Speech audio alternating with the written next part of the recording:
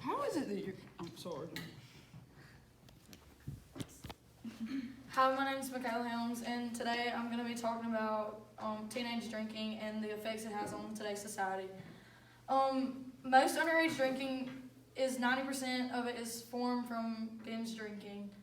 This means that when kids start drinking, they just drink until they get drunk, and they don't know their limits, so they don't stop until they are drunk or completely wasted. 11% of alcohol consumed in the U.S. is between the ages of 12 to 20. This means that kids who have not even hit puberty yet are drinking, and they are putting their lives at risk. Each year, 4,358 people die from alcohol-related deaths as a result of underage drinking. Car crashes, homicides, alcohol poisoning, falls, burns, drowning, or suicides are where most of these deaths come from. Underage drinking increases the risk of alcohol problems later in life. When kids start drinking at a younger age, they are more likely to become alcoholics when they're older. Research shows that people who start drinking before the age of 15 are 4 more times likely to meet the criteria for alcohol dependency at some point in their lives. Kids ages 11 to 14 see approximately 1,000 alcohol ads a year. This means that kids are being exposed to this at a very young age, so they think it's cool or like just the thing to do when they become older.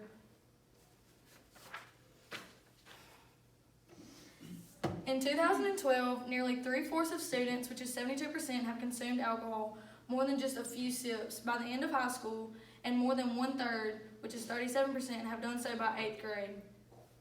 The average age teen boy first starts trying alcohol at age 11. For teen girls, it's 13.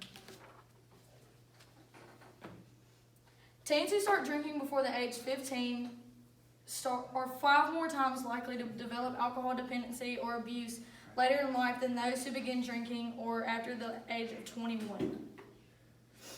Teens who drink heavily are 3 times more likely to try and hurt themselves or others than those who don't drink before the age of 15. In 2010, 56% of drivers aged 15 to 20 who were killed in a motor vehicle crash or drinking and driving were not wearing a seatbelt.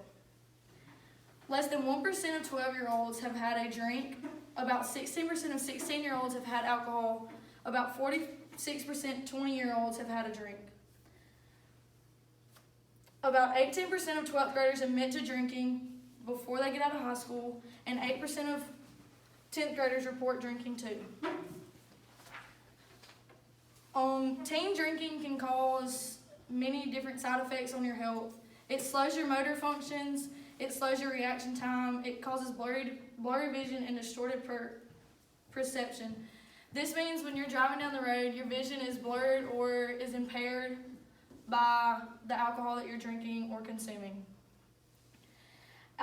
Alcohol can also cause blackouts. During a blackout, a person is completely unaware of their surroundings or actions. An overly drunk teen may not remember how their night ended in all too many cases. They wake up in the hospital or after a car accident, or don't wake up at all. They're seriously injured, unsuspecting passengers, people in other cars, or pedestrians. This problem is way too familiar. It's happened in my life with my dad.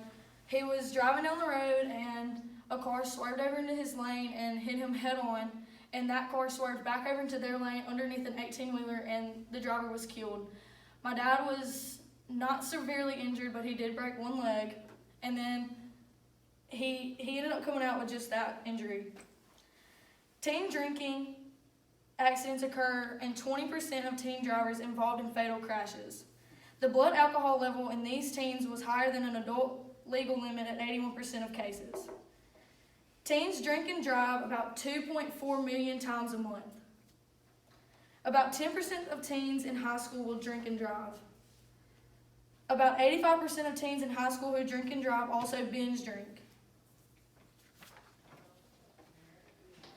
The risk of teen drinking has increased more today than ever because it's so easy for teens to get a hold of alcohol.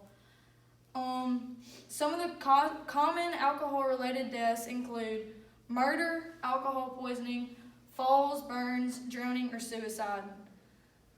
Teen drinking has become way too familiar and we need to start cutting down on it now.